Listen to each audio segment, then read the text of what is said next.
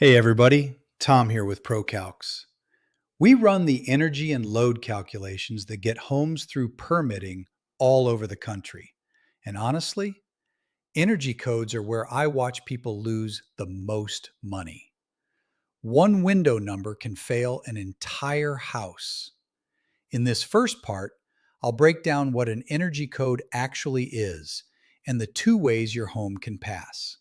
Let's get into it. When we talk about energy codes, every time you build a home, or every time that you do a major renovation in your existing home, most states require that construction to be up to that state's energy codes, meaning you may be required to have a specific thickness of insulation in your walls. You may be required to have a certain window type or efficiency rating, your insulation, your ceiling, different things like that are what drive the reduction in energy cost for each of the individual states. Now, some of these states are not as up to date as others, such as Florida and California are probably two of the strictest when it comes to certain things. But California has their own individual thing. They call that a Title 24 in California. But every state has different, and a really good place for you to go to check these things. But energy codes are very important.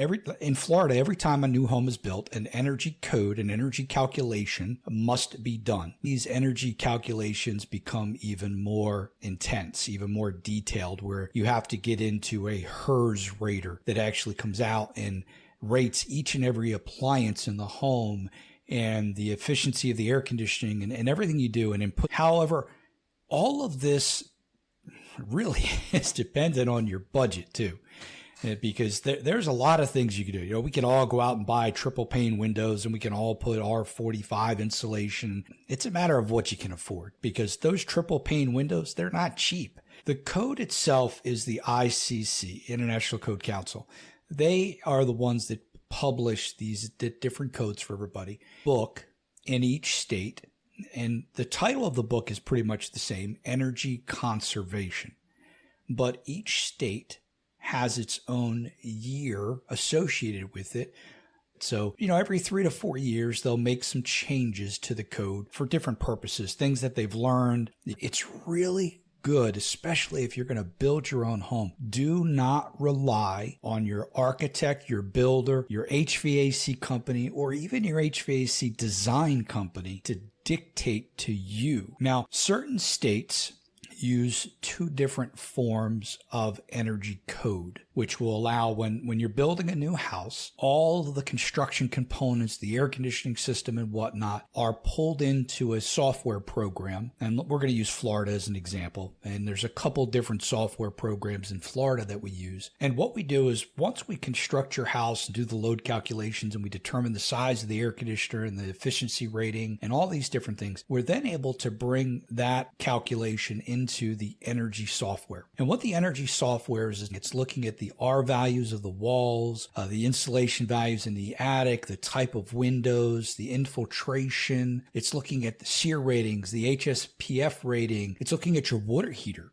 Water. They have two things. It's called the prescriptive method or the performance method. These two items are used. Now, in some states, you have no option. It's prescriptive only. But Florida allows you to use either or. The prescriptive method is very strict. Now, when they talk about what is the state's energy codes, the prescriptive method is based solely off of each and every one of those individual codes, meaning the state of Florida specifically determines if you're going to put windows in, the windows of your house must have two specific factors for them. The factor or the SHGC, solar heat gain coefficient. Now, in the state of Florida, you have to meet a specific number or less for your windows to pass. Doesn't matter if every other part of your home passes. If the windows aren't, you fail. So for instance, in Florida, if you're not using impact rated windows, your U factor must be 0.40.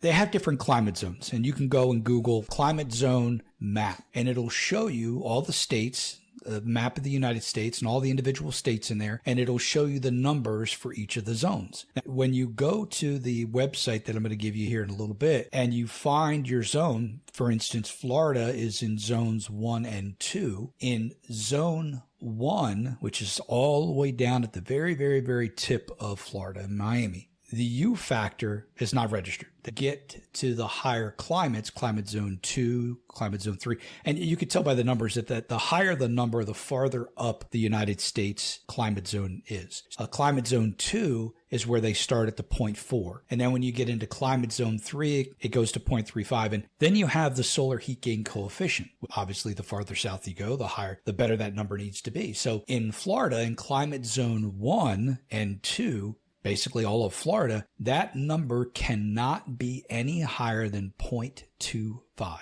You fail. Your house fails. Everything else can be Mac Daddied out, triple pane. You could have a SEER 400 air conditioning system, would not matter.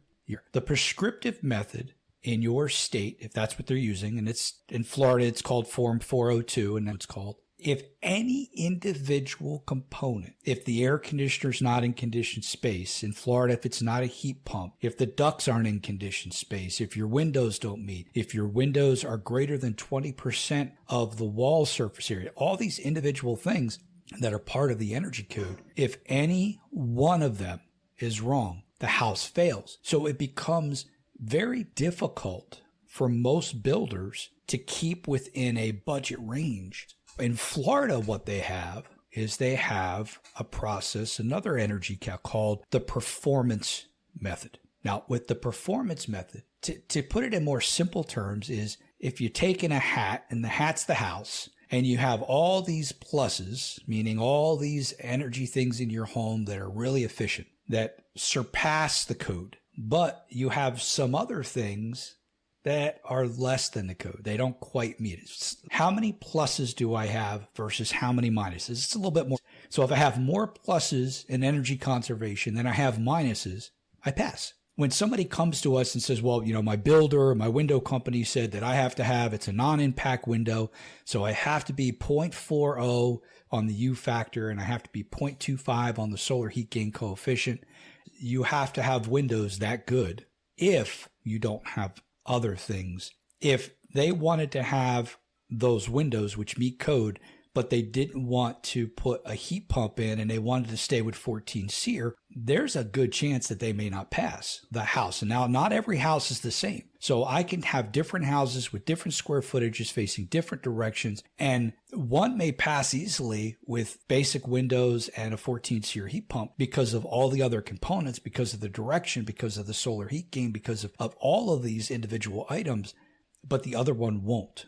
Now, if you stick to the prescriptive method, doesn't matter, but that can be very, very expensive. And for most people, they can't necessarily afford that. Otherwise, they would have to greatly reduce the size of the home to be able to afford the $20, $30, $40, $50,000 in added energy conservation things that they would have to purchase, So when most people are using the performance method, there are some states that you have no option. You can't deviate from it. We typically do the performance method for most of the homes that we work on in South Florida, for probably 99% of all the houses we work on in Florida. Now, we do work throughout the country. We do most of our work in Florida, but we do work in California, Colorado, Texas, New Jersey, New York, all over.